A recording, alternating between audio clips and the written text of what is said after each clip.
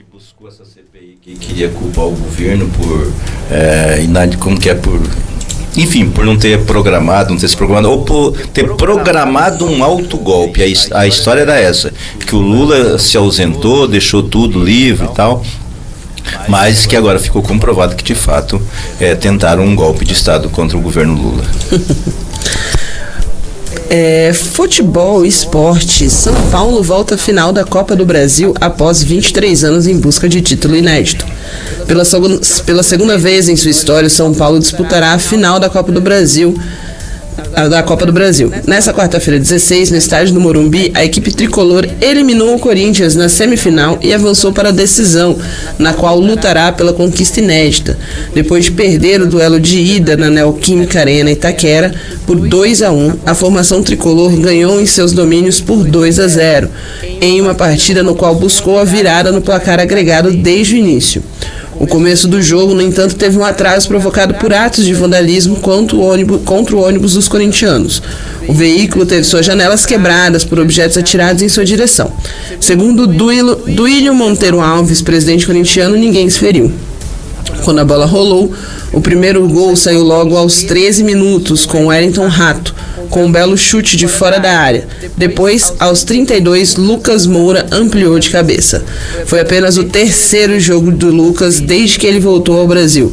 No último domingo, dia 13, ele fez contra o Flamengo o primeiro gol nessa volta. Agora foi decisivo para a classificação. Política nacional. Após admitir recompra de Rolex, o Assef é alvo de busca e tem celular apreendido em restaurante de São Paulo. O advogado Frederic Wassef, que admitiu ter desembolsado quase 50 milhões para a recompra de um relógio de luxo vendido regularmente por assessores de Jair Bolsonaro, foi alvo de uma busca pessoal autorizada pela Justiça na noite dessa quarta-feira.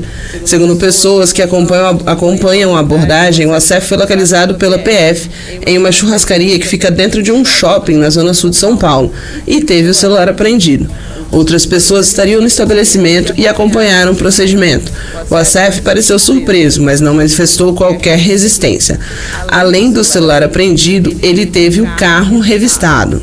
Na última sexta-feira, quando a PF deflagrou a operação sobre a venda e recompra irregular de joias destinadas ao governo brasileiro, o Wassef não foi localizado. Por isso, a busca pessoal nesta quarta-feira. Ao todo, 4 policiais do setor de inteligência da Polícia Federal estavam procurando por Wassef desde o início da tarde dessa quarta em São Paulo. Os agentes percorreram restaurantes da zona sul de capital para encontrar o advogado. Outro ponto que está sendo analisado pela Polícia Federal é um arsenal que o advogado tem registrado no Exército. As armas, incluindo um fuzil, precisam obrigatoriamente estar vinculadas ao endereço. No entanto, quando os agentes estiveram no endereço de Wassef durante a operação de sexta, nada foi localizado. Agora, a Polícia Federal quer saber onde estão as armas e se elas foram recadastradas. Drogas. PF prende 5 e apreende mais de 1 tonelada de drogas e fuzis em Roraima. Entorpecentes eram transportadas por rios da região e entre os presos estão brasileiros e colombianos. A Polícia Federal apreendeu mais 1 tonelada de drogas e prendeu 3 colombianos e 2 brasileiros por tráfico em Rorainópolis, em Roraima, na tarde desta quarta-feira. Investigações conduzidas pela Polícia Federal identificaram que um grande carregamento de drogas era transportado do estado do Amazonas para Roraima por meio de rios. Em Roraima, os entorpecentes seriam reembalados e de carretas seriam distribuídos para estados do sul e sudeste do país. Pela manhã, com o apoio da FICO, Força Integrada e Combate ao Crime Organizado, os agentes flagraram 5 suspeitos descarregando meia tonelada de drogas de um veículo. Os agentes, na sequência, fizeram diligências para encontrar o restante do grupo.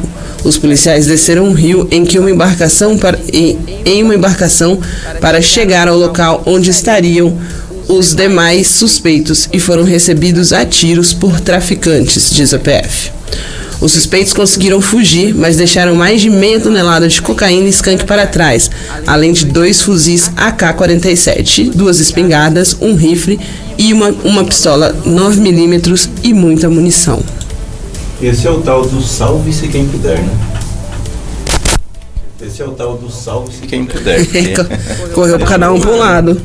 Cada um para um lado, deixou arma, deixou droga, deixou material, deixou tudo, enfim. Cada um por si, Deus por todos, verdade. Né? Coronavírus, saúde. Brasil tem apenas 11% das crianças de até 5 anos vacinadas contra a Covid-19, aponta Fiocruz.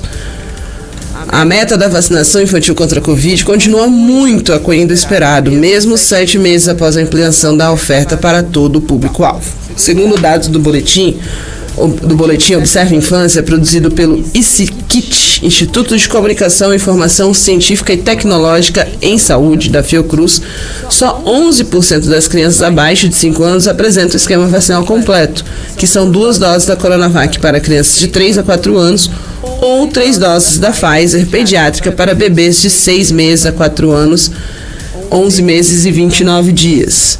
A taxa representa pouco mais de 5,29 milhões de doses aplicadas. A população estimada no país para 2023, nessa faixa etária, é de 13.122.252 milhões de crianças.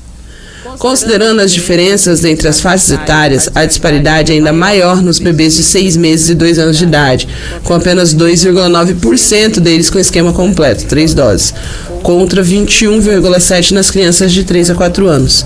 Em relação ao total de doses aplicadas nessa faixa etária, a vacinação com esquema completo representa menos de 1/3 das doses aplicadas. Já o percentual das primeiras doses aplicadas é cerca de 3 vezes maior. Olha, essa é a irresponsabilidade do negacionismo, de que a vacina fazia mal, que virava gay, que virava jacaré, que causava câncer, enfim, trazia o vírus da AIDS, que levou o Brasil a esses índices. O Brasil tinha um índice de vacinação de 80% em todas as campanhas, em todas as vacinas, e agora caiu. A gente corre o risco de voltar doenças que já eram consideradas erradicadas. Mas tem uma notícia boa nesse processo, que as redes sociais estão perdendo relevância com a queda da popularidade do Bolsonaro, o envolvimento dele todas essas acusações. Tem caído o poder deles nas mídias e as pessoas voltam a se informar pelos meios oficiais, rádio, televisão, ou pelo menos aqueles que têm mais responsabilidade na notícia, e isso pode dar uma revertida a médio prazo, pelo menos no comportamento e na formação da opinião das pessoas de uma maneira geral. Assim espero, né? Eu mesmo tomo todas as vacinas, falou vacina, eu tô na fila. Interior de Mato Grosso do Sul, Justiça nega liberdade para cuidador e patroa acusadas de tortura em creche. O Tribunal de Justiça de Mato Grosso do Sul negou pedidos de habeas corpus feitos pelas defesas de Caroline Florenciano dos Reis Rec, 30 anos, a dona da creche que operava clandestinamente na Viraí, e da funcionária dela, Mariana de Araújo Correia, 26 anos. As duas estão presas preventivamente, ou seja, por tempo indeterminado, sob a acusação de torturar e dopar crianças que ficavam sob os cuidados delas. Há cerca de um mês, o desembargador Ari Hagiant Neto indeferiu o pedido liminar de liberdade feito pelos advogados de Caroline. Mais tarde, a primeira Câmara Criminal do TJMS confirmou a primeira decisão. Para os desembargadores da turma, a existência de condições favoráveis não pode induzir a concessão de liberdade provisória, quando presentes os requisitos da prisão preventiva. No entendimento dos magistrados, no caso de Caroline, é cabível... Só um momento... Para de atualizar a página.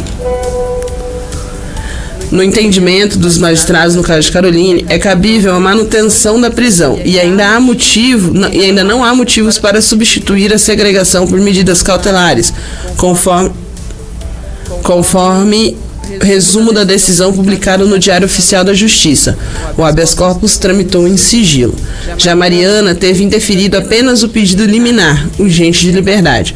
Os argumentos da defesa ainda serão analisados por desembargadores do TJMS, que aguarda o posicionamento do Ministério Público de Mato Grosso do Sul sobre manter ou não a prisão antes de tomar a decisão. Sobre a denúncia, a dona da creche, que operava clandestinamente em Naviraí, e a funcionária dela, Mariana de Araújo Correia, foram denunciadas às justiças e são réis pelos crimes de tortura praticados contra 13 crianças, maus tratos contra 7 vítimas e por colocarem a saúde de 14 meninas e meninos em risco, dopando-os durante o período que estavam no estabelecimento. A denúncia oferecida pela promotora de justiça Letícia Rossana Pereira de Almada foi recebida pelo juiz da primeira vara criminal na cidade no dia 26 de julho. No dia 27, Mariana, que havia pago fiança para deixar a prisão. No dia 27, Mariana, que havia pago fiança de um salário mínimo para deixar a prisão. Mas no dia 11 do mês passado, ela voltou para a cadeia. E de acordo com a Polícia Civil, novos elementos surgiram na investigação e por isso foi pedida a prisão preventiva da cuidadora. Tem que tomar algumas decisões a respeito dessas creches, né? Embora seja informal, mas a fiscalização, enfim, ou os pais têm que tomar mais cuidados ao procurar uma creche, um ambiente para colocar seus filhos, né? Porque esse negócio é horrendo, é uma atrocidade. Uma atrocidade, uma coisa horrorosa o que aconteceu nessa creche. 7h25 na Cidade Morena. Nem notícia do nosso entrevistado. Diz que está chegando. Acabei de receber mensagem aqui no WhatsApp. Diz que está chegando. Tá chegando, tá vindo ali na curva torta. Tá virando ali na padaria. Tem uma notícia ainda? Tem a do vereador do Trabalho. Então vamos lá. Vereador alega que 88 mil apreendidos em casa dele são fruto de trabalho. Alvo da operação Tangentópole da GAECO, o vereador de Ribas do Rio Pardo, Tiago Gomes de Oliveira, do PSDB, conhecido como Tiago do Zico, publicou nota negando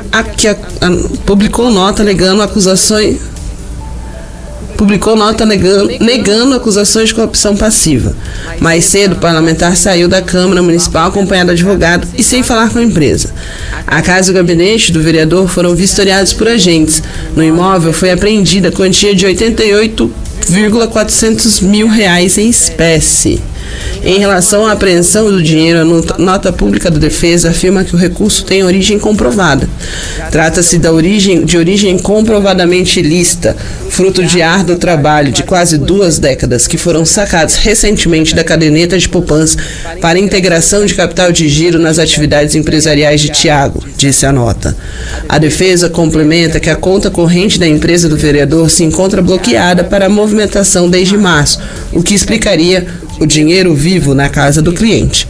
O advogado Paulo Rogério de Souza Bernardes reforçou que a defesa não teve acesso aos autos da operação da GAECO e que, sem dúvidas, apontará cabalmente a inocência de Tiago.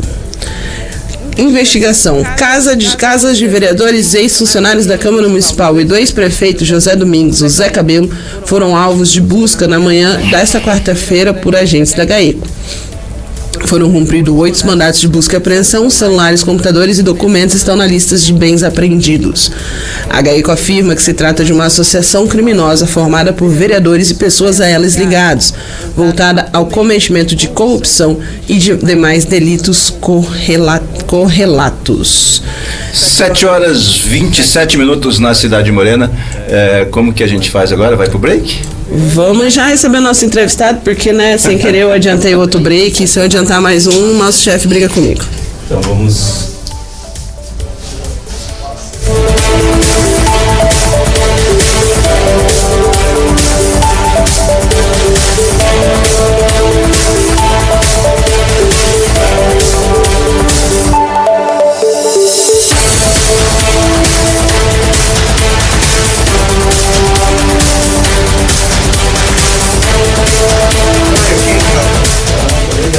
Algumas vinhetas e já com a nossa entrevista.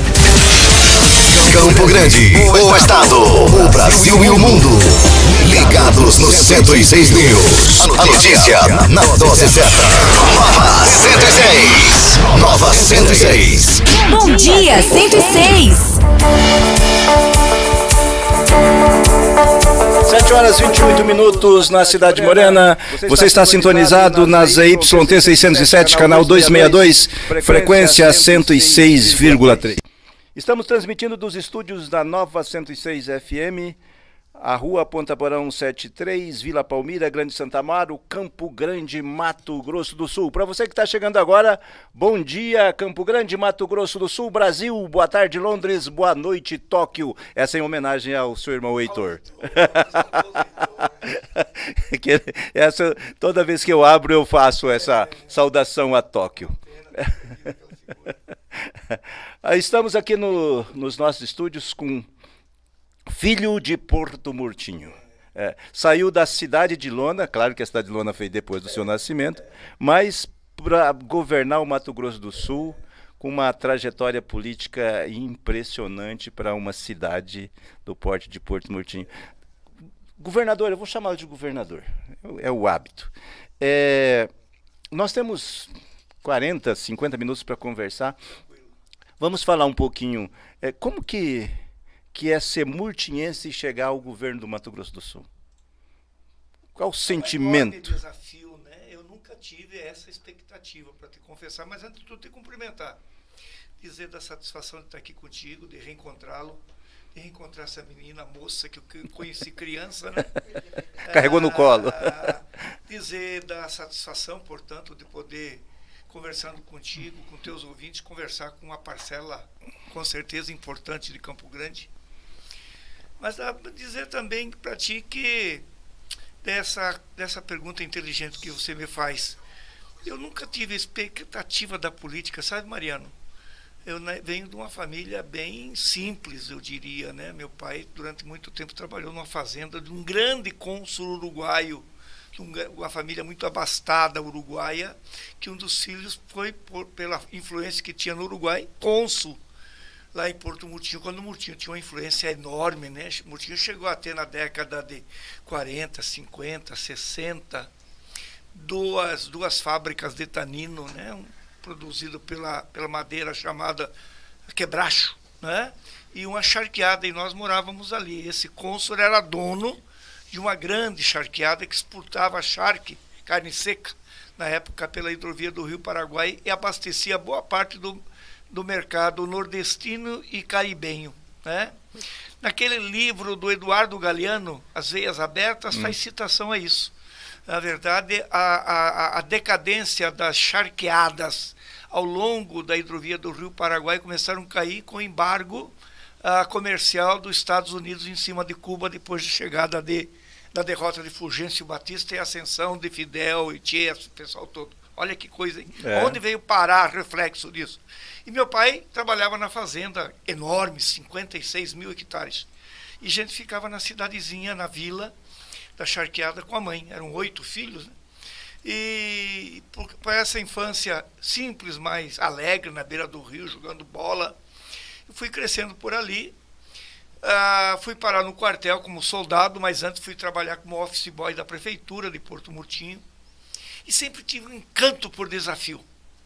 Eu me recordo que eu era guri, tinha uns 15, 16 anos, era office boy da prefeitura, e um dia apareceu lá, e naquela época, em 66, era um dia de feriado, apareceu lá um deputado estadual, lá de Cuiabá, chamado Edson de Brito Garcia, até hoje eu lembro o nome. E sei por que razão ele foi parar, a cidade parou, ele foi parar na prefeitura, a prefeitura foi aberta para ele datilografar um ofício, uma correspondência, um documento, naquelas máquinas manuais, não existia outro tipo de... E ele batia aquela máquina com uma velocidade impressionante, sem olhar no teclado, e eu lá do meu cantinho falei assim, um dia eu vou bater igual esse cara. E como eu limpava a prefeitura, ficava com a chave para abrir, para fechar, eu passei a chegar mais cedo, sair mais tarde, não ir jogar bola, que me encantava, para mim treinar datilografia, naqueles manuais de datilografia. O resultado, para resumir, 2, 3 anos depois eu fui para o quartel e engajei como cabo, porque logo passei para cabo, em função da minha enorme capacidade de datilografia. Eu batia o boletim do quartel. E eu tirava serviço no quartel, fiquei lá 5 anos, ficava olhando à noite para cima lá no Pantanal e via aqueles aviões de vez em quando passar, os jatos, né? Ficava imaginando, como será que o cara está fazendo? Para onde lá? vai esse pra negócio? Onde que vai? Como que é a vida lá dentro, né? E eu comecei a sonhar com a possibilidade de ser piloto. Acabei, claro, evidentemente que não sendo. Logo depois, em 71, abre o Banco do Brasil, inaugura a agência em Porto Murtinho. E eu ficava encantado de ver aqueles caras trabalhar de gravata, bem limpinho, bonito. Falei, não vou ficar no quartel como cabo nunca. Abri o concurso em 72, estudei feito louco, na casa do meu cunhado já falecido, que era pai do deputado Wander Lobé. Wander, meu sobrinho, filho da minha irmã mais velha. Estudava de manhã, tarde e à noite, de manhã, tarde e à noite. Fui o único da cidade a passar num concurso em Campo Grande. E minha nota em datilografia, porque naquela época tinha datilografia como prova, foi 9,7. Nossa! Passei no Banco do Brasil, dentro do quartel. Logo depois, o banco não chamava, porque tinha todo um processo, era muito lento. Teve concurso para sargento, para a escola de instrução especializada no Rio de Janeiro. Imagina o sonho de qualquer guri em Porto Murtinho, fanático por futebol e pelo Botafogo, como eu, queria ir para onde? Para o Rio de Janeiro. Ver o Botafogo jogar e conhecer o mar, né? Passei nos primeiros, entre os 280 melhor classificados. Fui parar lá no Rio de Janeiro. Fiquei 4 meses lá. A primeira coisa que fiz foi no Maracanã ver o Botafogo jogar. Me recordo como se fosse hoje. Botafogo e Colo-Colo da Argentina. Levamos um baile do Colo-Colo na minha inauguração do Maracanã, perdemos de 3-1, 3-0. Logo em seguida o banco me chama e volto para Porto Murtinho. Estou contando essa história, chegando você me perguntou, nós temos um tempinho. Voltei para Porto Murtinho, tomei posse no Banco do Brasil, fiquei até, isso em 73, fiquei até 77, falei, é pouco para mim. Eu vou embora, eu já tinha ajudado, eu ajudava dentro das minhas possibilidades, ganhava bem, o Heitor que estava estudando em Campo Grande. O Heitor formou em Direito, foi advogar lá, para orgulho do velho Orcílio. O Picó também já estava aqui, falei, agora é minha vez. Tinha pedido para cá, não sei por que coisa do destino, eu acredito muito no destino, em Deus, como queira, né? Na vida. Fui parar em Assis, que para mim era uma cidade grande, absolutamente adaptável para mim me transformar numa cidadezinha da beira do Rio Paraguai. Eu não conhecia telefone, eu não conhecia praticamente televisão, nunca tinha falado no telefone, enfim. Fiquei 2 anos lá e um dia fui parar em Marília, comecei a fazer faculdade de economia em Marília e fui parar no auditório onde estava, sabe quem que estava? Luiz Inácio Lula da Silva. Fiquei 2 anos, me convenci da tese do PT, Lula surgia como grande líder operário. Eu morava numa república, ficava lendo. Comecei a ler. Me lembro que o primeiro livro que eu li foi Cuba, a Ilha, de Fernando de Moraes. Depois li aquele livro, que você já deve ter lido também, A História da Riqueza do Homem, de Leo Huberman, um americano, que fala do processo civilizatório do planeta, enfim. Fiquei 2 anos, falei, vou embora para Campo Grande. Cheguei aqui para montar a oposição sindical dos bancários, fizemos e ajudamos a montar o PT. Em 82, não tinha ninguém, você já estava, né? Eu fui candidato a deputado estadual. Fui bem votado, fiz 400 votos. Quando Antônio Carlos de Oliveira foi nosso candidato. Inclusive, ele desafiou, teve que mudar a Constituição para ele poder ser candidato. Exatamente, porque era muito novo. Ele não tinha 35 anos. Tinha sido o deputado federal mais votado em 78. Com as greves do ABC, ele foi para lá para conhecer Lula, se apaixonou pela Beth Mendes, né? Separou da esposa, da família, casou com a Beth, enfim. Fiz 400 votos, voltei para o banco. Em 86, eu fui para os sindicatos bancários. Em 80, uma chapa de composição articulada por Wander Lobé. Começa a história do Wander também. Em 89, nós disputamos Lula-Collor, perdemos no primeiro e segundo turno, foi uma decepção. Perdemos o sindicato do bancário, teve eleição, nós saímos com a chapa cutista. 417 votos. 411 votos. 411 votos. 411 votos. Aliás, 114 votos. 411 foi da prefeitura. 411 percebe? Aí, que é o número contrário, né? Perdemos a eleição do Lula, perdemos o sindicato, comecei a combinar com dona Gilda, vamos para o interior. Está tudo programado para ir para Jardim. Por que Jardim? Primeiro, porque é uma bela cidade. Segundo, porque é metade do caminho entre Porto Murtinho e Campo Grande. E os meus pais moravam lá, minha família. Aí, já no final, no último dia, em 90, o pessoal, não, sai candidato. E eu com a cabeça voltada para Jardim. Acabei fui o primeiro deputado estadual do PT, que nunca me imaginei deputado. Primeiro e único eleito em 90, em 92, você conhece a história? Sim. Em 92 elegemos 2 vereadores, o Benhur e o Teruel. Em 94 já voltamos com 4 deputados, eu, Prego e o Benhur. Em 96 fizemos uma revolução nessa cidade, perdemos para o André, perdemos entre aspas, sim, por 411 votos. 98 elegemos governo do Estado. Olha que trajetória maluca, né? 2000 mudamos a história desse Estado, você teve um papel importante nisso. 2006, muita gente falava assim, sai candidato a senador. Antes de seguir na linha Sim. do tempo, vou parar um pouco no governo. Eu me lembro que um dos primeiros atos que o senhor fez foi o que o senhor chamou de abrir as portas do ICMS para os prefeitos. Liberou a conta para os prefeitos, que era uma caixa preta. Ninguém sabia o que ia receber. Recolhia, o que ia receber. Pegou o Estado com 48 milhões de receita. 48 milhões E aí, de no receita. primeiro mês, em janeiro, 116. todos os estados, todos os municípios tiveram acesso à conta, da repartição. da repartição. 25% através de um decreto meu. Eu tenho dito, governador, que o nosso governo, posso dizer assim, abriu ou deu as condições para o atual progresso que hoje no Estado. Você sabe do meu jeito, da minha humildade, não tenho nenhuma dúvida, com toda a humildade, de dizer esse processo extraordinário e rico de crescimento econômico que o Mato Grosso do Sul vive, começou na gente. Você lembra que em 98 nós andávamos junto, falando de mudança, e tinha muita gente que advogava a ideia da reanexação com o velho Mato Grosso, Sim. ou com Goiás, ou com São Paulo. Nós tínhamos chegado no fundo do poço. Exatamente por isso que nós ganhamos. Onde que um Estado conservador, a não ser a enorme frustração com os governantes, ia eleger um cara, filho de um capataz, bancário que fazia greve, chamado Zeca do PT, para governador do Estado. Radical de esquerda. É. Numa aliança minúscula. Minúscula. Tinha 15 diretórios no Estado. E tinha 3 prefeitos. É. Cidadezinha, Dona Miriam, lá em Murtinho, a saudosa Dorcelina em Mundo Novo, e o prefeito de Cirolândia, o Enelvo Fellini, que era do PDT. E nós saímos andando, fomos para o debate, pá, mudou. E ganhamos eleições e mudamos. Né? E uma das primeiras atitudes foi essa, um decreto dando a abertura e oportunidade para os prefeitos saberem o que o Estado arrecadava. Porque não arrecadava. Aliás, não arrecadava, não entrava no caixa. Né? Parava Você no tem meio uma do ideia, caminho. em dezembro, tenho esses números na cabeça, de 98, no último ano, no último mês do governo do MDB, o Estado arrecadou 45 milhões no mês. Né? Arrecadava 500 milhões no ano. Em janeiro de 99, sem a gente fazer nada, a não ser começar a fechar por onde sumia o dinheiro do Estado, foi para 115. Em abril de 99, nós estávamos arrecadando 250 milhões. 8 aqui que arrecadava 500 milhões, 8 anos depois, sem aumentar imposto, sem nada, nós entregamos o Estado arrecadando 8 bi.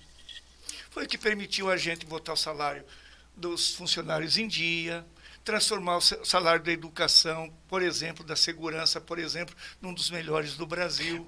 Criamos os fundos, lembra? Então, é sobre essa etapa que eu gostaria de um pouco de registrar. Eu me lembro de uma primeira conversa, quando o Wander veio de São Paulo, sobre o segurança alimentar. Ele falava do círculo virtuoso para te convencer de que era necessário criar o segurança alimentar. Eu lembro das primeiras conversas que a gente foi, que depois virou o Bolsa Família, de tamanho sucesso do Brasil, que foi copiado. Que voltou agora. Como que é? Porque eu me lembro, hoje o Lula, na campanha passada, o Lula fazia o discurso de colocar o pobre no orçamento. Nós vivemos isso aqui, não tinha rubrica no orçamento para comprar cesta básica, não tinha para assistência, não tinha nada. Tudo isso foi criado no seu governo. Através de um fundo especial, ou seja, um dinheiro carimbado. E aí criamos os fundos. O FIS, que era responsável pelas 100 mil famílias, 70 mil delas no segurança alimentar, e Bolsa Escola, Cursinho Popular, Banco do Povo, Prove Pantanal, não sei o quê, 100 mil famílias que recebiam injeção direta de recurso na veia para poder comer, para poder viver, para construir dignidade. Criamos o FIS, que Dona Gilda era responsável no COGEP, lembra? Sim, lembro. Criamos o FIC, Fundo de Investimento na Cultura, que inventou, olha como foi criativo esses 8 anos, nosso governo, modéstia à parte, inventou o Festival América do Sul, inventou o Festival do Inverno de Bonito, que ninguém ousou tirar, que inventou temporadas populares, né? Vinha para cá os principais artistas para ir tocar nas Moreninhas e tocar no interior. Olha que barato. Inventou, essa iniciativa nossa inventou o FIE, Fundo de Investimento no Esporte, você foi um dos responsáveis. Até hoje, os principais dirigentes das federações reconhecem que foi um tempo dourado do esporte nesse estado, né? Inventou o Fundersul. Eu me lembro quando eu fui te convencer, fui mostrar o projeto para começar a investir no futebol. E nós provamos, porque ele falou, vou investir no futebol, dar dinheiro para dirigente. Não, a cadeia do futebol, do cara que vende o espetinho, o cara que vende mais de 10 mil pessoas vivem no entorno do futebol quando tem futebol no Morenão. Isso convenceu o governador de destinar um dinheiro para apoiar, carimbado para apoiar o futebol. Né? Aí criamos o Fundersul. Você sabe quanto que é a receita prevista do Fundersul para o ano que vem? 1,5 bilhão. E tinha gente que queria acabar com ele. Não, eu falei um dia conversando com o Riedel, que tem o maior carinho e apreço pela sensibilidade, pela postura, conversando com ele, porque eu quero destinar uma parte do Fundersul para asfaltar as estradas de acesso aos núcleos de agricultura familiar. Inadmissível que esse conjunto de assentamento, por exemplo, Cirolândia, não tenha um asfalto na rodovia principal que o Reinaldo começou e que o Riedel está fazendo. Vai interligar, vai sair lá em Nova Alvorada, esse asfalto que estão fazendo. É inadmissível que em Nhoaque, que tem 12, 15 assentamentos, 6 núcleos dos quilombolas, que tem 5, 6 aldeias, não tem uma estrada principal para onde carreiam as vicinais asfaltadas. Como que o cara vai tirar a produção? Eu falei, Riedel, você lembra que você era presidente da FamaSul e vocês entraram na justiça e perderam lá no STF. E hoje a Goiás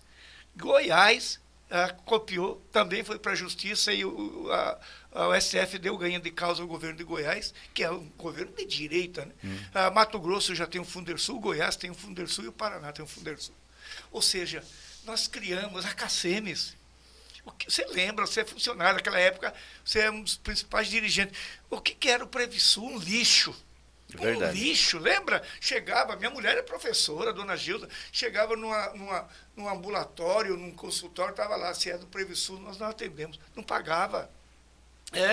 A Gleice foi uma das cabeças, o Ricardo Ayashi, outra cabeça. O próprio Bife, fazendo justiça com a história e com o tempo, como diz você, foi um dos responsáveis. Criamos a CACEMES, olha que barato. 11, 12 hospitais em 8 anos, Mariana. Aqui, esse hospital regional, que nós homenageamos a Dona Rosa, aliás, mantivemos a homenagem, era um postão, uma vergonha. Nem funcionava direito. Não funcionava nada. O Hospital Universitário de Dourados, que cumpre um papel extraordinário, era um lixo. Né? Além destes, Murtinho, Guia Lopes, Rio Negro, Ponta Porã, Nova Alvorada, Bataguaçu, Miranda, Coxim, enfim. Então, acho assim que foi um período... mas, além disso, também economia. A economia desse estado, esse dia fiz um discurso desse. Durante aquele tempo todinho, esse estado era conhecido como o estado do boi e da soja. Hoje não é mais. É um estado que processa. O boom de Três Lagoas teve início no seu governo. O Eduardo Rocha, esse dia, estava lembrando. Falou, Zé, você lembra que nós tomamos um uísque lá na Carolina do Sul? É verdade. Eu convidei essa figura extraordinária que o Lula tem hoje, chamada Simone, a senadora, que era a prefeita de Três Lagoas, ela e o Eduardo, o esposo, eu, Dona Gilda, e um pessoal que o presidente Lula arrumou, fomos lá buscar International Paper. Começava ali o processo que hoje coloca o Mato Grosso do Sul como o maior, ou se não um dos maiores produtores de papel e celulose do mundo. Foi nessa sua viagem que você enfrentou aquele furacão lá? Foi com o Heitor, que nós lembramos agora há pouco. Chegamos em Miami, todo mundo vindo ao contrário. Eu falei, Heitor, está acontecendo alguma coisa errada aqui. Pô, tô todo mundo indo para cá. Eu falei, pera, eu vou perguntar, maninho. Malandro. Foi lá e encontrou um porto-riquenho. Mira, o que está acontecendo? Aí o cara falou, está chegando o furacão, não sei o quê. Falei, pô, ele veio de lá rindo, falou, tá chegando o furacão. Falei, bicho, arruma a passagem, vamos embora daqui. Foi ver, falou, Zeca, não tem mais nenhuma para voltar, só para continuar. Ficamos lá, entramos no quarto, eu e ele, no apartamento do hotel, estava escrito, falei, não entendo nada de inglês, essa porra aí, o que é? Falou, falando aqui que se tocar o barulho aí é para nós levar travesseiro, material de higiene e cobertor. Essa era uma vida. Eu lembro que nós ficamos muito tenso aqui acompanhando como é que estava. É, Era não de tinha meia em meia hora, a gente queria saber notícia e não tinha como ligar. Foi um Aí horror. eu falei para ele, ó, vamos fazer o seguinte, nós estamos aqui, não tem jeito de sair, vamos descer lá na recepção, ver como que tá. Ela tinha uma televisão, eles são lunáticos, inclusive. Ficava a televisão o tempo todo, o olho do furacão, zom. Falei, pede uísque para não beber uísque. Ou seja, até furacão você enfrentou no governo. Tudo. Fora os furacão daqui. Cara, que bela história. Vamos falar um pouco de política, governador. O senhor foi eleito com um deputado pelo PT, o Laerte Tetila, embora a aliança tenha feito 5, né? Foi pelo Laerte Tetila, foi o Geraldo Rezende, acho que foi Franklin, o Monteiro Monteirinho e o Tetila, foram Tetila, 4. Um do PT e 3 do PDT. Parece que nós inventamos a roda por aqui. Como é que foi discutir a governabilidade de um governo? Aliás, que todo mundo dizia que não governaria 6 meses. Né? O papo que corria na sociedade na época era que o governo não teria 6 meses, que ia sofrer impeachment, ia ser preso. Muito preconceito contra a gente sempre, né? Não é só com nós. O PT teve que, ao longo da sua história, superar todo tipo de preconceito ideológico, social, que é um povo que vem de baixo, né? Quem que admite ou admitiria de um filho de um capataz chegar a presidente, a governador? Isso era um cargo para as elites. Quem que pensaria no Brasil que um operário metalúrgico ia chegar e fazer a revolução que está fazendo pela 3ª vez nesse país? Portanto, ali entra muito o papel de uma figura chamada Vander Robert. Filha da mãe tem uma capacidade de... trouxe o Londres para junto. Londres gosta muito do Vander, trouxe o Schmidt. São duas cabeças coroadas, né? E via Rigo, via Londres. Só fazer uma parte aqui. O Schmidt, o Zeca não falava com o Schmidt. Quando a gente falava do Dr. Schmidt para ele falava, lá vem vocês com esse cara de direita, eu não falo com ele. Hoje é um grande amigo meu. Aí nós montamos um esquema, ali no Péssimos, era agora, não sei como é que chama ali o Péssimos, perto do escritório ali do Rio Negro, na frente. Eu, o Vander e o Franklin. Vamos levar o Zeca para tomar uma cerveja às 18 horas, que é a hora que o Schmidt sai.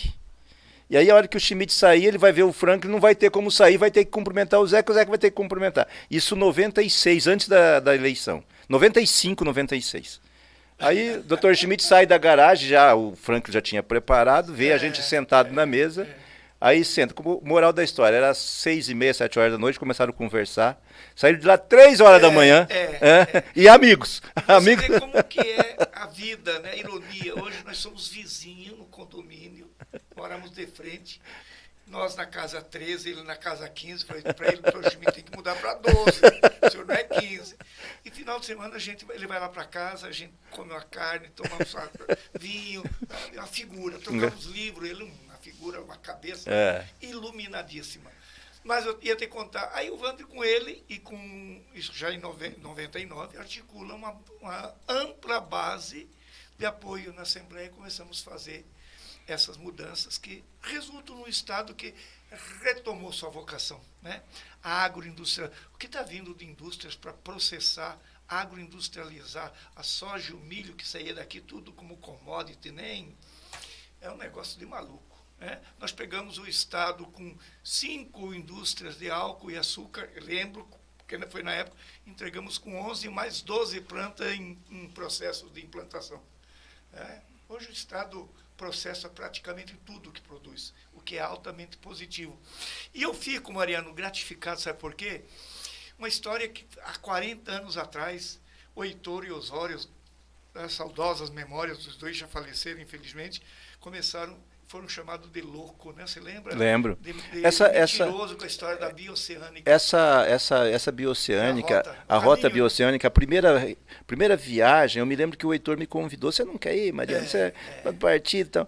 O que eu vou fazer? Essa coisa de maluco, passar 4 mil. E ele falava. 1.500 metros de altura. Ele falava com com uma alegria, com uma coisa. Ele era contagiante, né? Era contagiante que subindo o trem das nuvens, aquele negócio o trem tudo. das águas, Ele falava com um negócio todinho. Eu falei, não, Heitor, eu Até não. parece que a gente tava lá.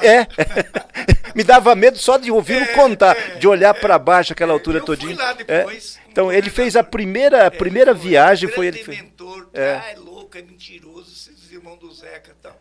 E tá aí. Né? Era Veio um convite esses dias para o presidente Lula, depois ele me ligou, pedi para a ministra Simone falar com ele, que o Lula acabou não conhecendo, né?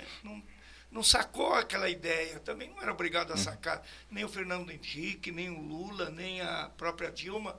E o Temer, através do Maru, a gente tem que ser justo com a história. Tiveram a sacada de via Itaipu, e o Maru era diretor da Itaipu, fazer um convênio com o Paraguai, que tem a metade da Itaipu. O Paraguai, via Itaipu, Paraguai, está asfaltando o Chaco, já estão chegando na divisa com a Argentina. Temos que um dia ir lá. E está fazendo o convite no ar. E via Itaipu Brasileira, a ponte do Rio Paraguai. Lula se encantou. O dia que nós fizemos uma conferência em Campo Grande da agricultura familiar, me ligou. Queria primeiro saber da minha perna, porque ele ficou sabendo que eu fiz a prótese, ele vai fazer em outubro. Ô Zeca, você fez? Falei, fiz. O que você sente? Não sinto mais nada. Como que é isso? Falei, presidente, eu só sinto, vejo, lembro da minha cirurgia e da prótese quando tomo banho, que tem uma enorme de uma cicatriz. Falei, quanto tempo leva para recuperar? Falei, em 15 dias o senhor volta a começar a andar. Vai precisar tomar cuidado com fisioterapia, o senhor vai ter a melhor, a qualidade da prótese que vai implantar, com certeza vai ser a melhor. Zeca, eu não durmo. Eu falei, eu também não dormia, uai. Eu fiz minha campanha de deputado à base de remédio, Mariano.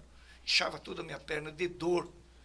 Hoje sinto absolutamente. Eu me lembro, você andava com muleta, né? Aí ele falou para mim, Zeca, eu vou aí então, vou lá conhecer a ponte. Eu falei, vem, vamos lá comer um peixe.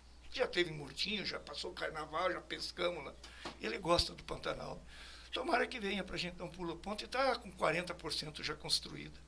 Qual que é o período? 2025 é prevista a inauguração para sair daqui, aí vamos estar juntos, saímos daqui, Mariana está convidada, saímos daqui, vamos pernoitar em Murtinho, comer um peixe lá, tal, no outro dia atravessamos a ponte, podemos ir dormir em Salta. Salta é uma belíssima cidade, estilo europeia, no noroeste da Argentina, já na divisa com o Paraguai, na pré-cordilheira. Na pré-cordilheira, você vê aquele monumento de gelo. Aí no outro dia a gente sobe a cordilheira, meio-dia, mas não está pisando nas águas do Pacífico, lá em Iquique, Antofagasta. Olha que maluco. Vai encurtar em 7.500 quilômetros a distância para o mercado asiático. Os americanos estão de olho grande, porque acaba com o canal do Panamá. É ligação direta. Verdade. 15 dias a menos de alto mar. Falam em 40% a 45% de economia no custo de transporte. Olha aqui, nós pena que não tem um mapa, isso transforma o Mato Grosso do Sul no epicentro do desenvolvimento econômico e social da América do Sul. Aquilo que falava que o Mercosul seria o progresso teria para o Mato Grosso do Sul, a rota bioceânica vai concretizar. Claro que fui falar com a senadora, com a ministra Simone, e volto a elogiar a coragem política da Simone, falando com ela disso, porque eu recebi um pessoal da universidade com uma preocupação. É verdade que vai trazer um resultado econômico fantástico? É, mas atrás vem custo de impacto social, de impacto ambiental, que a gente tem que começar a cuidar. Imagina 1.000 caminhões subindo e descendo daqui para o Pacífico. O que pode significar isso do ponto de vista da prostituição de menor, da exploração de mulheres, de trabalhador? O que pode implicar isso na sobrevivência do Chaco Paraguai? Meio ambiente, né? Meio ambiente. A Simone se encantou com a ideia, ela já tinha, deve incorporar a universidade para a gente fazer um trabalho, até porque tem que começar a pensar também na fiscalização aduaneira, né? A aduana vai funcionar também na fiscalização de sanidade do que vai passar por lá, e tem que ser ágil. Não pode ser igual Corumbá, o caminhão chega sexta-feira vindo da Bolívia, tem que esperar até segunda porque o funcionário foi embora. Aí não é integração. Vocês param de falar mal da minha Corumbá, bicho. Eu termino essa entrevista agora. 7 horas e 58 minutos. Eu sou querido em Corumbá. O problema é que tem que botar gente lá. Isso é verdade. 7 horas e 58 minutos na cidade de Morena. Diga lá, Mariana. Só antes de puxar o break, a Glória Oliveira aqui no YouTube, a hora que vocês estavam falando dos projetos, né, do governo, ela colocou: lembrando, incentive a formação das mulheres quilombolas para explotar produtos orgânicos, a criação da rede de atendimento para mulheres e vítimas de violência, sendo essa modelo para todo o Brasil. Aí ela continua, agora ela apareceu de novo: orçamento participativo. Estou citando por acreditar o quão revolucionária foi a primeira administração de esquerda do MS, dentre outros. Tinha um outro comentário, mas foi apagado aqui, que não era dela. Mas ela lembrou desses projetos, orçamento participativo. O orçamento participativo, particularmente, eu lembro bem, porque minha mãe participou ativamente do orçamento participativo, viajando pelo estado. Esse eu lembro bem dele mesmo. Ô Mariana, nós fizemos projetos que o teu pai falou, acabou de dizer, que foram, nos orgulha, copiados pelo governo do Lula. O Xerogami foi isso aí. A gente falou do Xerogami com quem? O orçamento participativo, nós ousamos criar mecanismo para o povo indicar. E até hoje o povo lembra, porque as coisas positivas ninguém esquece. Sim. A regionalização da saúde, lembra? Você esteve lá também trabalhando nisso. Nós deixamos montada essa história da regionalização de saúde, fazendo uma crítica direta da chamada ambulância terapia. Ou seja, a educação. Até hoje eu encontro jovens como você que vêm me abraçar e dizer: Zeca, eu sou doutor, eu sou médico, eu sou advogado, eu sou uma professora, eu sou filha de uma mãe da Bolsa Escola. Olha que barato. Esses tempos, eu estava lá na Justiça Federal cuidando da causa dos índios, que eu vivo com eles. Vi um doutor vindo para o meu lado e falei: esse cara vem aqui me encher o saco. Chegou e falou: sabe quem eu sou? Eu falei: não sei. Sou fulano de tal. E faz muito tempo que eu queria te encontrar, passou a mão, lhe cumprimentar e agradecer, porque eu me formei em Direito via Bolsa Universitária. Porra, é de um orgulho do caramba, né? Eu tenho uma história que eu me emociono até hoje. Numa daquelas reuniões de mães que fazia, o PT não era convidado. Aliás, fazer essa crítica, o PT não era convidado para as reuniões, era só os técnicos que iam. E eu furei e fui numa, para ver. Cheguei lá, aí as mães foram dando testemunho. Teve uma senhora que levantou e disse assim: eu quero aqui agradecer ao Sacolão do Zeca. A primeira versão foi conhecida como Sacolão do Zeca. Porque eu vou dizer uma coisa: meu marido, ele bebia, ele estava desempregado e só eu que trabalhava. E ele saía todo dia para procurar, parava nos bar, tomava, chegava em casa, ele me agredia, batia nas crianças. Ele era um péssimo marido. Desde que o Sacolão do Zeca começou a chegar, meu marido continua desempregado. Eu continuo fazendo diária. Mas ele nunca mais me agrediu, nunca mais bebeu. Ele cuida das crianças, dá banho nas crianças, faz a comida, leva as crianças para a escola e a violência acabou em casa. Onde falta o pão, né? Então o cara saía no desespero de não ter o que comer para os filhos e pinga sempre tem nos bar, né? Dona Gilda está nos escutando. Eu saí de casa e falei: vou ligar. Ontem à noite, na hora que fomos deitar, estava vendo aquele jogo, aquela roubalheira que fizeram com o coitado do Grêmio. Foi mesmo. Foi mesmo. Que não existe. Eu assisti. Fomos deitar, ela falou: Zeca, amanhã você vai dar entrevista pro Mariano, né? É ele e a filha dele. Eu falei: vou. E ela saí de lá, estava preparando para sintonizar. Ela sempre conta nas reuniões que ela participa, e é real. Um dia qualquer, uns 2, 3, 4 anos atrás, nós estávamos num assentamento que você conhece, lá em Anastácio, chamado Monjolinho. Sim. Fizemos uma reunião lá, tal, levantando os problemas, aí abrimos uma senhorinha, bracinho fino, levantou o braço e falou: eu só queria fazer um agradecimento, que eu estou vendo a oportunidade, dona Gilda está aí, agradecer pela cesta de Natal. Lembra da cesta de Natal? Porque foi o único Natal que eu pude reunir a minha família. Eu botei uma toalha branca, até me arrepio, uma toalha branca. Nós fizemos uma macarronada, porque ia o macarrão. Depois do macarrão tinha o panetone, tinha o suco, bala, tinha presente para as crianças, normalmente 2 bonequinhas, 2 bolas. Mas naquele dia também teve champanhe. Foi a única vez que eu pude comemorar a noite de Natal com meu marido, com minha família, tomando uma champanhe. Olha a dignidade que essas coisas davam para as pessoas. Verdade. 70 mil cestas de Natal. E até hoje o Beto Pereira, que é dono do Comp, diz assim: dona Gilda nem o Zeca, ele adora a Gilda, nunca ligaram para mim e falaram, dizia uma bolsa uma cesta, chamada de cesta, porque eu acho sacolão meio pejorativo. Dizia uma cesta para fulano, para a família tal, que não está no carro. Eram os que eram cadastrados. E tinha responsabilidade. A reciprocidade era a escola, as crianças na escola, exame médico, como que chama o exame? Mama, aquelas coisas todas. E também se qualificar, produzir, enfim. São 8h03.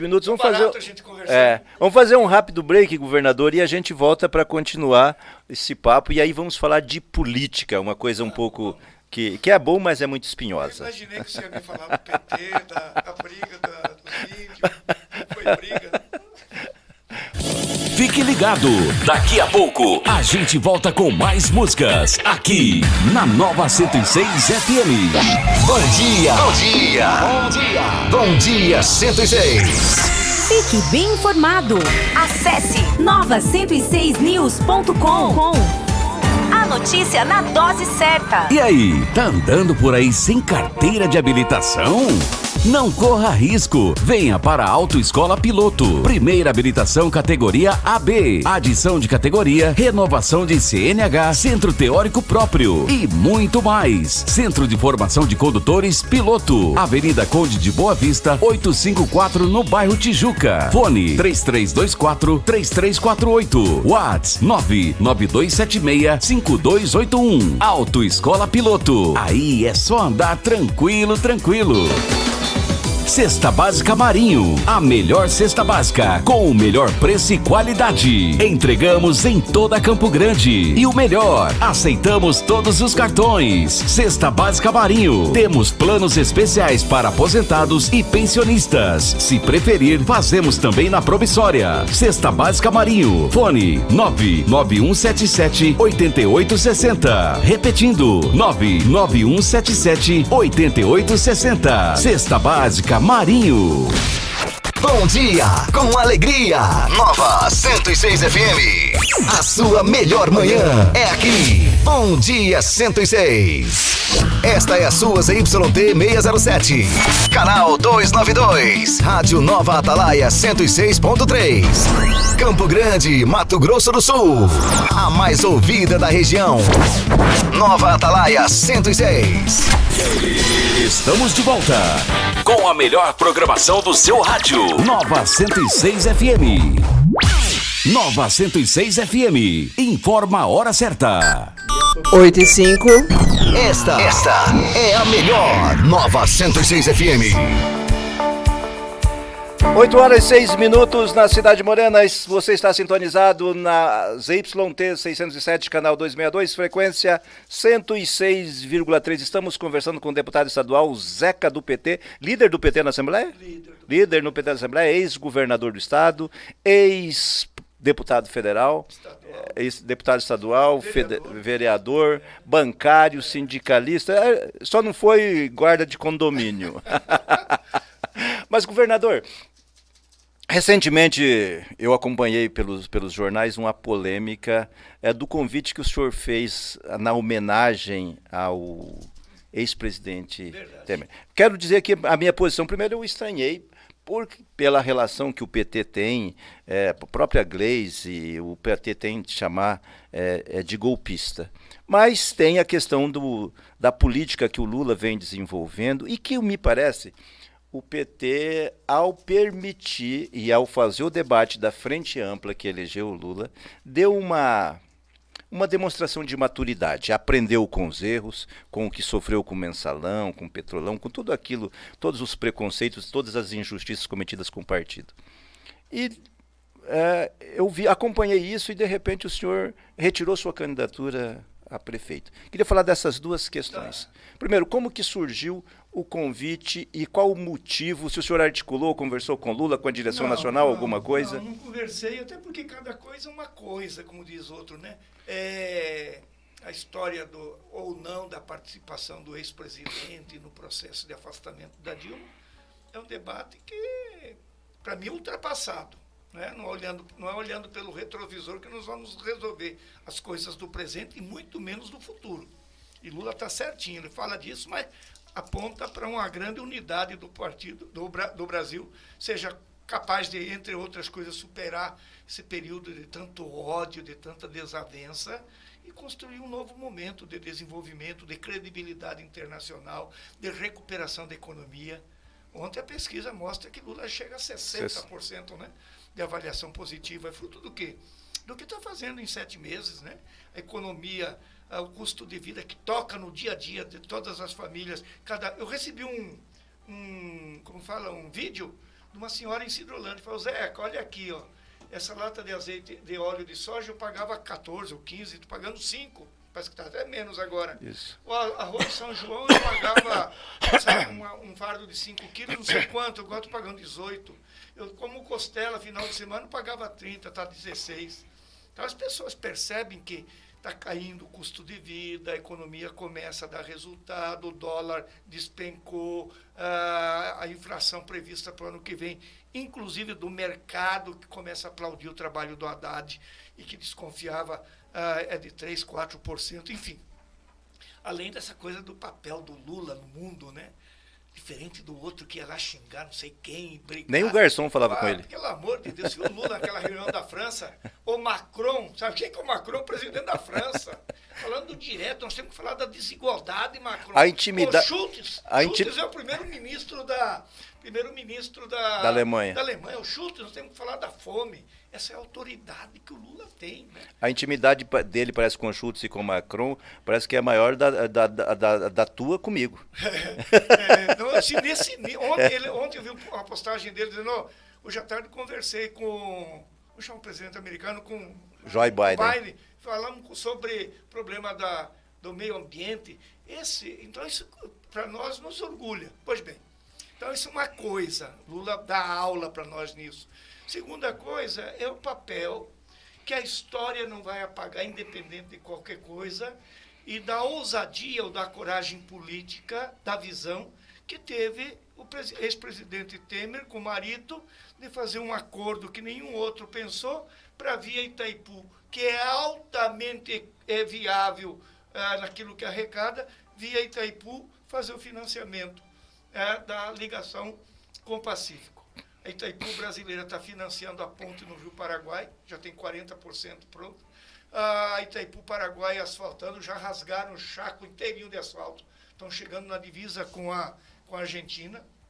Mais 2 anos vamos sair daqui, vamos dormir em Salta, lá no noroeste da Argentina. No outro dia nós vamos estar lá no Pacífico. Está anotado na minha agenda o convite. Então está o convite. Agora, a gente tem que reconhecer. Pois bem, tendo essa dimensão, eu fui para a Assembleia, percebi que tinha lá uma comissão, uma frente criada que não estava funcionando, chamada Frente Parlamentar em Defesa da Saída para o Pacífico. Eu entendo que esses temas é tamanha relevância que tem que vir para dentro da Assembleia. Reativei com a conversa com o presidente à frente, assumi a coordenação dela e conversando com o presidente da Assembleia, falei com ele, vamos fazer a instalação da Assembleia? Vamos fazer homenagem a quem nos permitiu poder realizar esse sonho de 40 anos, que também é um sonho da minha família. E resolvemos fazer um convite à Assembleia, através da frente, ao ex-presidente Temer, ao ex-presidente Marito, ao ex-ministro Marum, né? Dia 21 do mês que vem, de setembro, nós vamos estar lá às 14 horas à frente, na Assembleia, e vamos homenagear com uma placa de reconhecimento, de gratidão a essas personalidades. Isso foi mal entendido, teve uma nota, eu nem sabia da nota, mas para mim é uma coisa superada.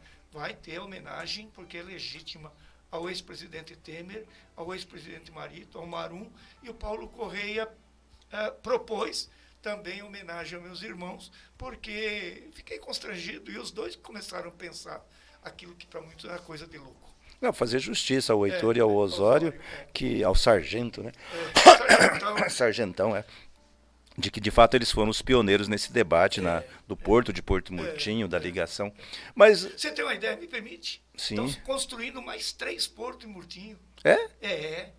Um porto que está pronto, só este ano aqui, vai aproveitando a hidrovia do Rio Paraguai, que recuperou a caixa d'água, né, o nível do rio, deve sair por Porto Murtinho 1.200.000 toneladas de grão rumo ao Atlântico. Caramba! Ali onde era o Hotel Saladeiro Cunha, você conheceu. Sim. Onde era o Camalote, nós se hospedava. Aquilo tudo está virando porto de exportação. Cara, o progresso está chegando, a Porto Murtinho. Não é mais fim de linha, né? Essa é a vantagem.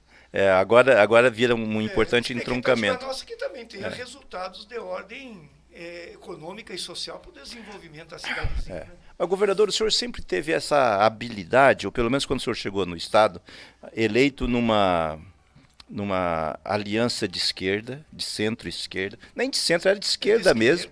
Era PT, PSB, PDT e PPS. CPS. Uma aliança de esquerda, o senhor levou o governo para o centro, não foi nem para centro-esquerda, e conseguiu fazer todo esse desenvolvimento.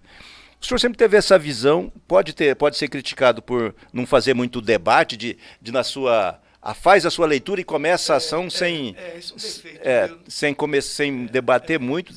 Talvez isso seja um dos problemas desse negócio. O PT é um partido muito... Você entra muito no PT, você não sai do PT, não sai do debate.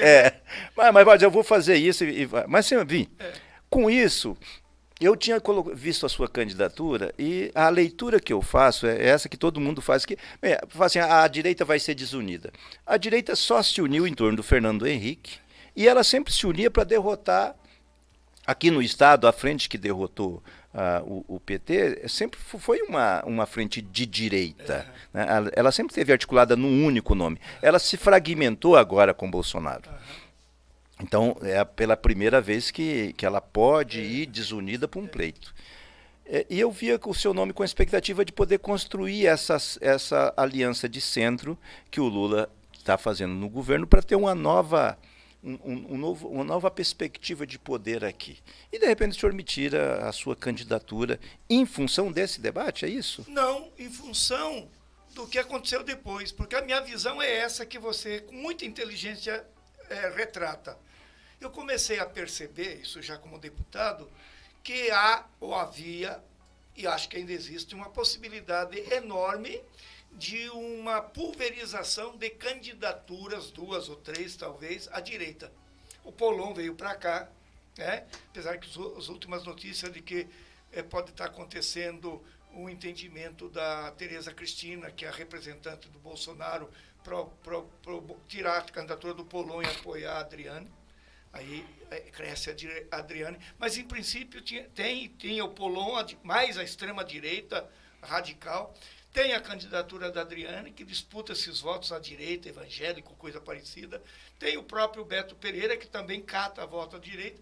E percebia que a esquerda não se manifestava, o campo democrático, popular, que a gente chama, progressista. Eu estou com 73 anos. Tenho uma experiência acumulada em todos os mandatos que eu fiz, que nós falamos aqui.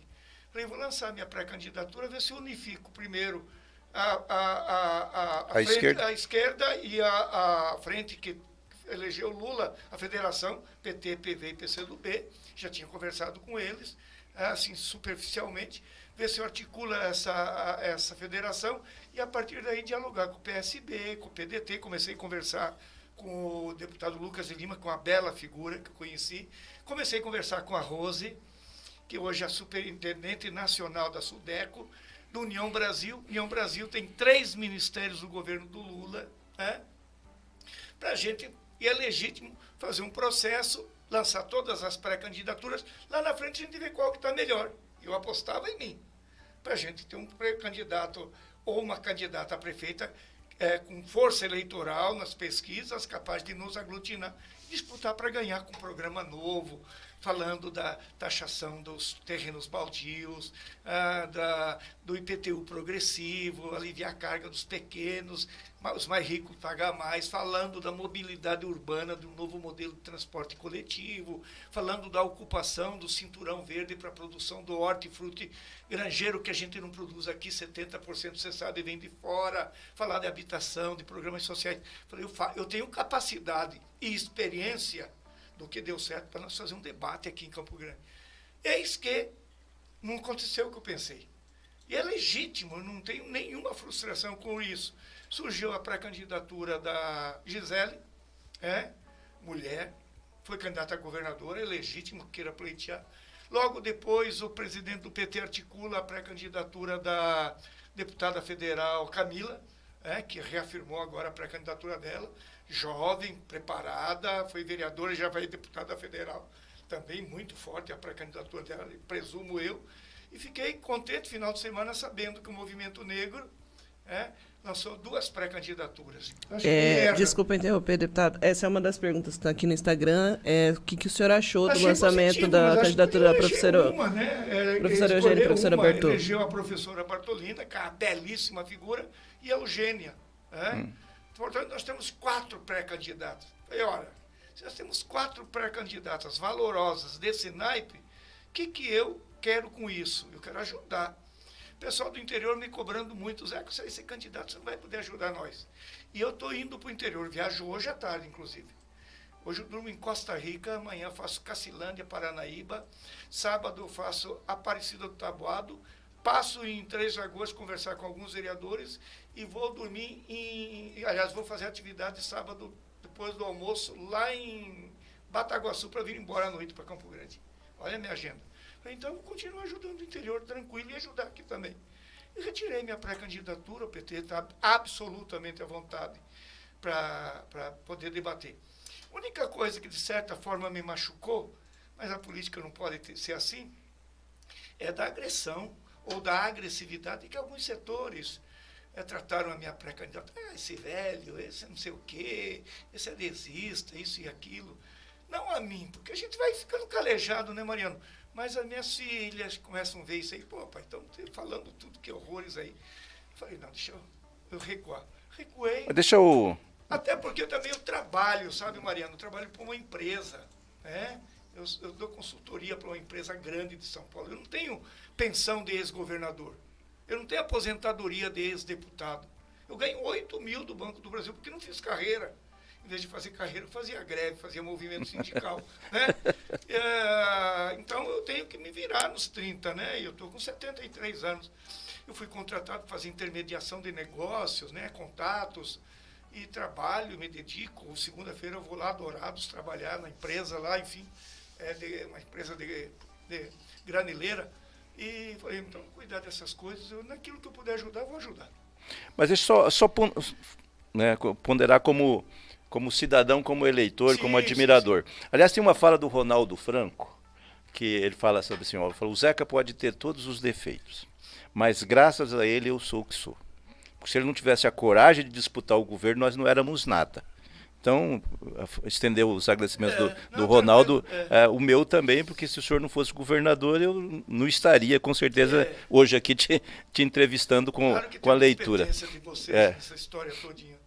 Mas, governador, o seu nome, claro, com todo respeito a Camila, a jovem, renovação, tudo isso, as candidaturas setoriais que fazem esse debate de gênero, do recorte de cor, todo esse respeito, a tua experiência acumulada de administração como deputado, como de conversar, de ter a capacidade de conversar com os diferentes, ela não pode ser prescindida nesse momento em que o Brasil ainda corre o risco de retrocesso, está se reorganizando, está se reconstruindo. Todos os direitos que nós levamos 50 anos ou mais para organizar num estado de bem-estar social foi desmontado em 6 anos.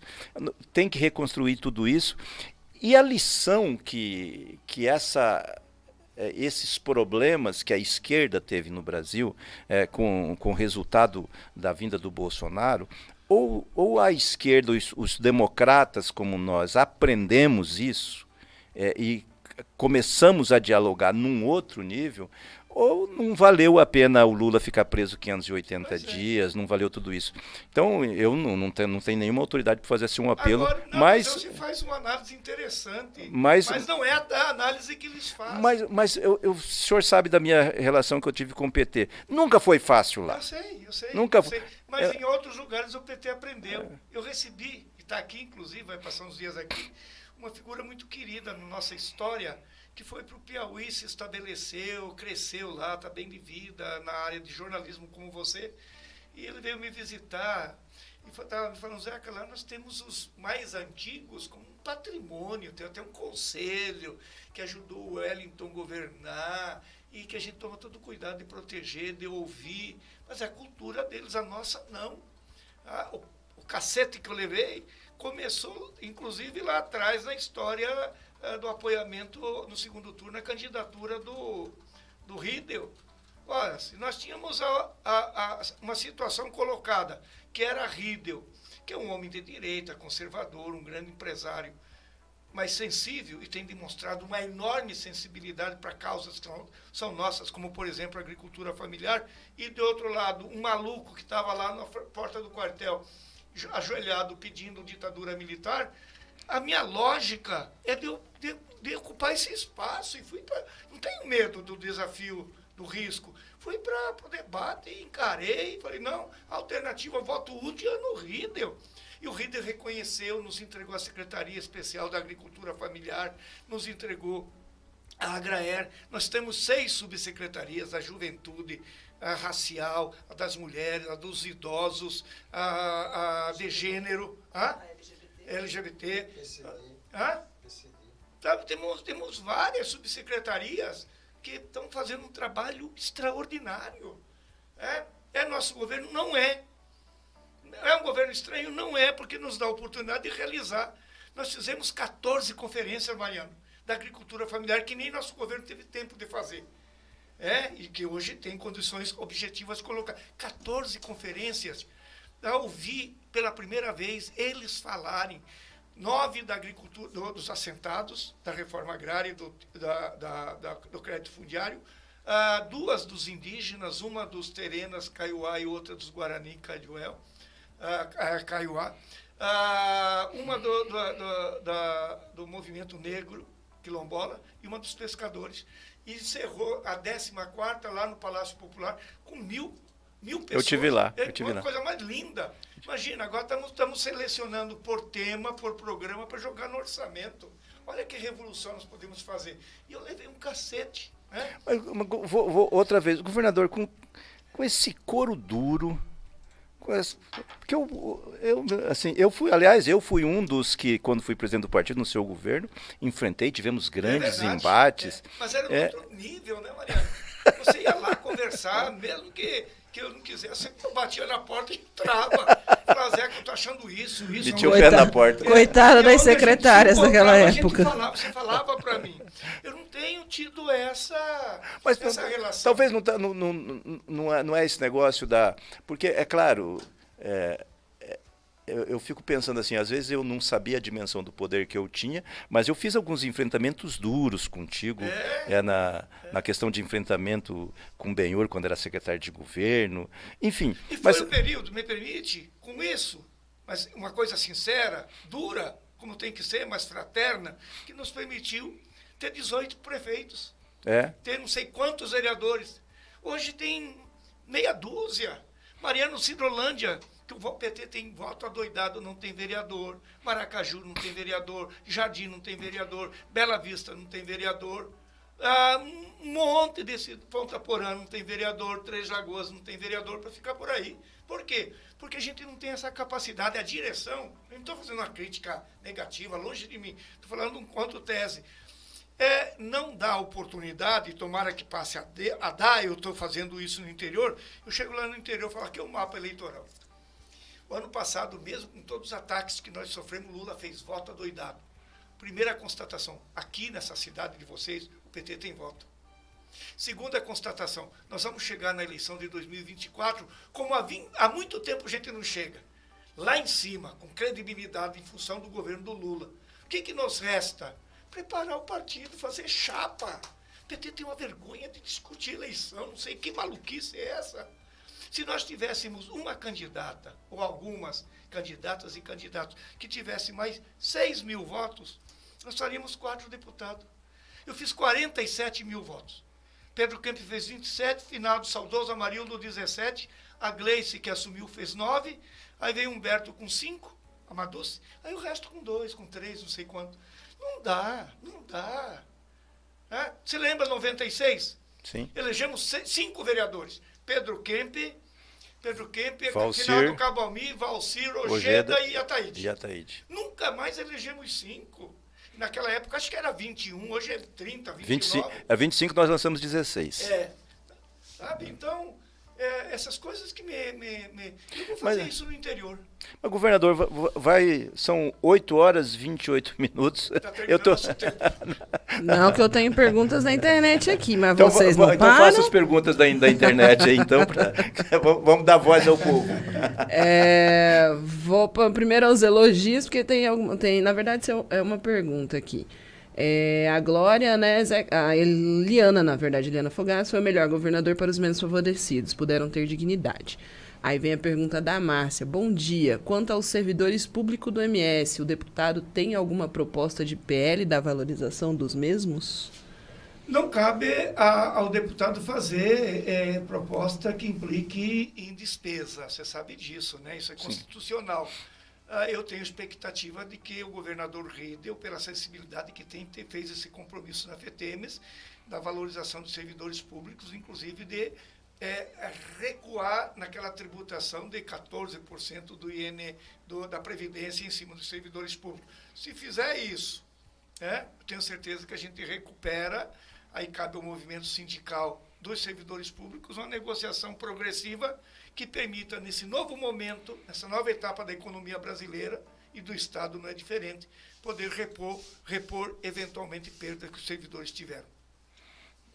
Aí aqui um recado. Os policiais civis da 45ª turma agradecem ao governador Zeca pela prorrogação do concurso, onde entraram 365 novos investigadores na Polícia Civil do MS no ano de 2005. Aquele concurso estava praticamente, como que fala?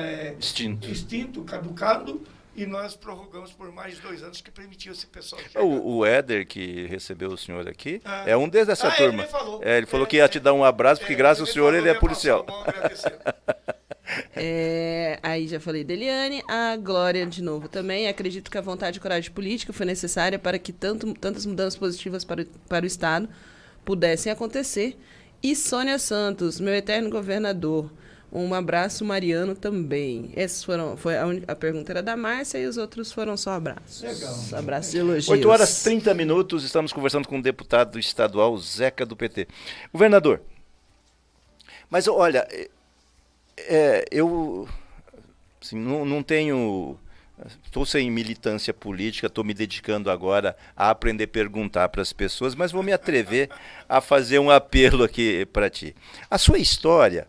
ela tem uma importância enorme para o Estado, a sua militância, a sua leitura. Eu me lembro até hoje, quando o senhor construiu o discurso da falência das elites, talvez o senhor não se lembra disso, mas a gente estava andando ali no Bandeiras, que ainda não era todo urbanizado, e aquele esgoto a céu aberto, e aí um picolézeiro me encontrou, porque nós tínhamos encontrado...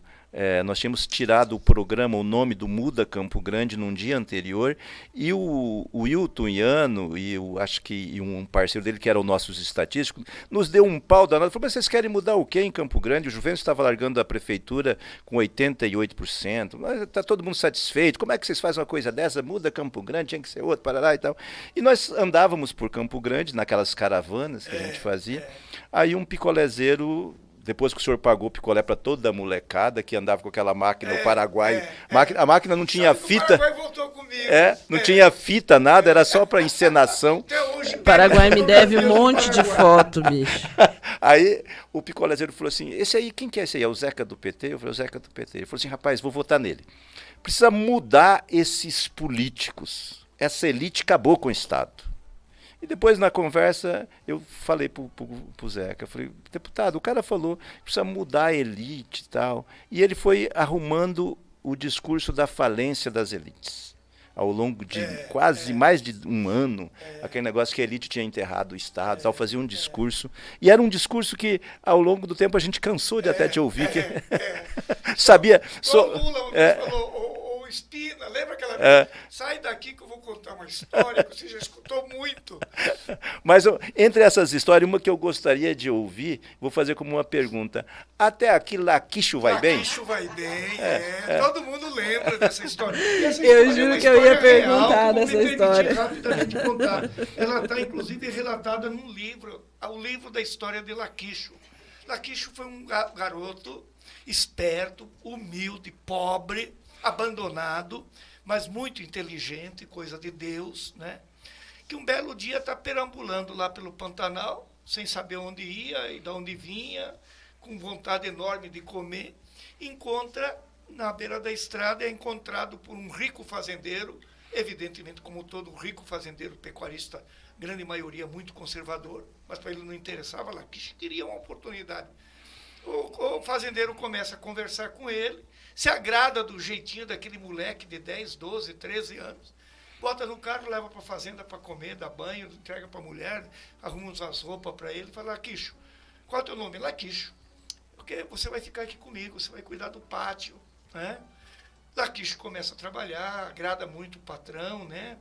O novo protetor, a família. Só que esse casal tinha uma filha linda, Laquicho esperto, aventureiro, não tinha abandonado esses instintos pantaneiros dele, começou a se encantar e namorar a menina, até que chega ao ouvido do patrão. O patrão se sentiu indignado, mais do que indignado, traído no seu sentimento de amor, de paixão pela única filha, herdeira de toda aquela vastidão de terra, daquele patrimônio. Chama Laquicho e diz, Laquicho, eu descobri, você se atreveu a fazer um pecado que você não poderia ter feito. Encantar minha filha. Minha filha está encantada por você. E me resta a única alternativa, te matar. Mas eu não vou fazer, porque eu aprendi a gostar de você. Só que tem um detalhe, amanhã, era um sábado, amanhã às 7 horas da manhã, quero te encontrar lá no curral. E vou fazer um desafio. Para mim não te matar, vou te dar um desafio que dificilmente você vai sair dele. Se encontrou 7 horas, ele, com o calçãozinho dele normal, do dia a dia dele de novo. O potro mais redomão, mais selvagem, mais violento que aquela fazenda tinha, estava no brete. Falou, Laquicho, aqui está teu desafio. Sem boçal, sem freio, evidentemente, porque era redomão, sem nada, em pelo, você vai montar nesse potro e vai sair esse potro corcoviando contigo. Não sei o que vai dar. Laquicho montou, abriram um portão, desapareceu naquela pradaria do Pantanal, naquela vastidão, o cavalo saltando, Laquicho se segurando em cima. Passou um dia, desapareceu, 1 dia, 2 dias, 3 dias. A menina cai doente de febre, de emoção, de falta do namoradinho. Até que o pai, super preocupado, resolve fazer uma brigada com os empregados das outras fazendas e sai em pente fino buscando o corpo de Laquicho. Chegam numa daquelas sangas, a gente chama de sanga, naquelas baías, o Pantanal estava abaixo, sobra aquela areia bem branca, dizem que é de sal, e tem no Pantanal. E encontram, um deles olha e encontra escrito no chão, até aqui, Laquicho vai bem. Laquicho tinha levado uma espora e o cavalo corcoviando, ele tirou a perninha dele e escreveu no chão assim, até aqui Laquicho vai bem. E Laquicho, você salva em casa com a menina e passa o seu grande fazer. Então ele fala assim, até aqui Laquicho vai bem. Dr. Schmidt adora essa história. Essa história tinha parte do discurso dele que ele fazia. Tinha uma outra que eu contava, que o pessoal gostava, de vez em quando lá em Bonito. O cara falou, Zeca, eu nunca mais deixei de votar em você. Eu falei, por quê? Porque eu escutei aquela história do passarinho. Da águia e da galinha. Não, do passarinho. A do passarinho? Eu contava que lá na Copa Vila, caminhando na Copa Vila, o cara atravessou a rua, chegou para mim e falou, Zeca, você é capaz, você que é metido a falar bonito e não sei o quê, no palanque, contou a história de que é capaz de contar essa história. Eu falei, qual que é a história? Falou, numa cidadezinha pequena, e reproduzia essa história. Numa cidadezinha pequena, dessas do interior, existia um sábio, um ancião, que sempre tem, que pela vida toda acumulada passou a ser um sábio, experiente, dava conselhos. Até no domingo ele está lá com um grupo de pessoas em volta dele ouvindo os conselhos. Um grupo de gurizinho, de crianças, vem aquilo e resolve um deles, o mais malandro, fala assim, eu vou constranger aquele velho. olha para cima, tem um ninho de passarinho, sobe, lá de cima pega um pequeno passarinho, bota na mão e vai lá. Esconde a mãozinha para trás e chega assim, velho, você que é metido a sábio, é capaz de dizer para mim o que eu tenho escondido aqui na minha mão? E o ancião baixa a cabeça, reflete, pensa e diz assim, meu filho, não machuca ele, você tem um passarinho. O guri se assusta, se constrange, mas rapidamente se recupera. Ela vira para ele e fala, tá bem, é um passarinho, você é capaz de dizer se está vivo ou está morto? O velho reflete e diz assim, se está morto ou está vivo, depende do teu gesto. Se você abrir a mão, ele vai conquistar a liberdade, vai voar, vai construir novos momentos, vai buscar outro destino. Eu estou vindo aqui nessa cidade, isso lá é bonito, para dizer para vocês, cada um de vocês tem um passarinho na mão. Ao invés de sufocar o sonho desse esse passarinho, abram a mão para construir um novo futuro para essa cidade dominada pela oligarquia que nunca fez absolutamente nada para promover o potencial turístico. Putz, que se encantavam, Mariana. O discurso era assim, tinha a águia, tem a história da águia, que é essa que o Lula contou e falou, ô, Espina era segurando aqueles dois. Espina, sai da sala, que eu vou contar a história da águia, você está enjoado para escutar. Gente, 8h38, um bate-papo muito agradável, admirável. Podia ser o dia inteiro. Com o nosso amigo ex-governador Zeca do PT, atual deputado estadual, líder da bancada. Mas vou fazer aqui meu apelo. Chama o Wander, que é o arquiteto das coisas impossíveis no partido, e fala, dá um jeito de recolocar meu nome nesse debate aí novamente. O Dr. Schmidt fala assim, o Wander é um mágico. Ele sempre tem uma pesquisa na cabeça que ninguém vê. Nós estamos bem.